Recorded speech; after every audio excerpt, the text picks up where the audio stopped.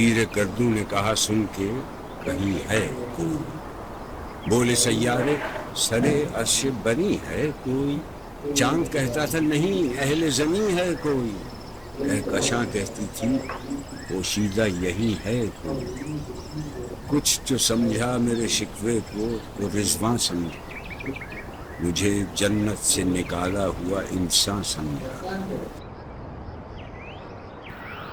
علامہ محمد اقبال جواب شکوہ کے اس بند میں ڈرامائی انداز اپناتے ہوئے فرماتے ہیں کہ آسمان کی نہایت بوڑھی اور تجربے کار سیارے زحل نے جب میری فریاد سنی تو اس نے کہا کہ کہیں سے فریاد کی آواز آ رہی ہے، کہیں کوئی فریاد کر رہا ہے۔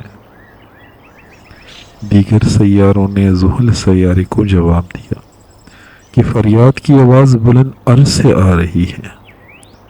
چاند نے سیاروں کو جواب دیا کہ نہیں، آواز عرش سے نہیں بلکہ زمین سے آ رہی ہے۔ کہکشاں نے کہا کہ جو بھی ہے ہمارے بیچ ہی کوئی ہے جس نے فریاد کی ہے۔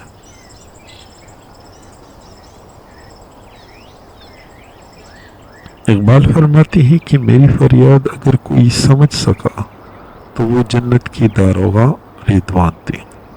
وہ سمجھ گئے کہ یہ انسان ہے جو کبھی جنت کا باسی تھا، اب یہ انسان زمین پہ آباد ہے کیونکہ اسے جنت سے نکالا گیا، اور اب زمین پر کسی غم کی وجہ سے یہ فریاد کر رہا ہے۔ اس شعر میں صنعت تلمیح کا خوبصورت استعمال موجود ہے۔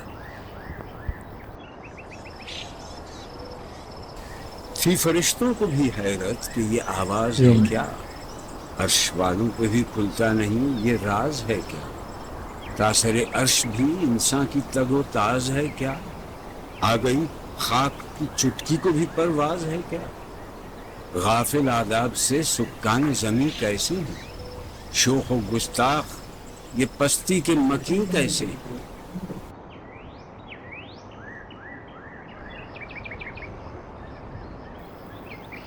علامہ اقبال فرماتے ہیں کہ میری فریاد کی حقیقت سے فرشتے ناواقف تھے، اس لیے وہ حیران تھے۔ عرش کے مقرب فرشتے بھی اس راز کو پانے میں ناکام تھے۔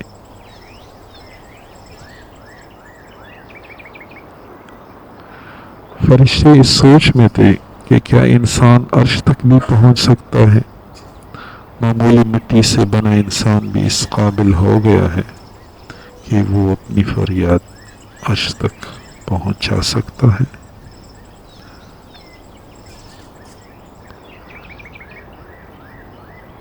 فرشتے انسان کے بارے میں یہ سوچ رہے تھے کہ زمین کے رہنے والے انسان کتنے بے ادب ہوتے ہیں، یہ ادب آداب سے ناواقف ہیں۔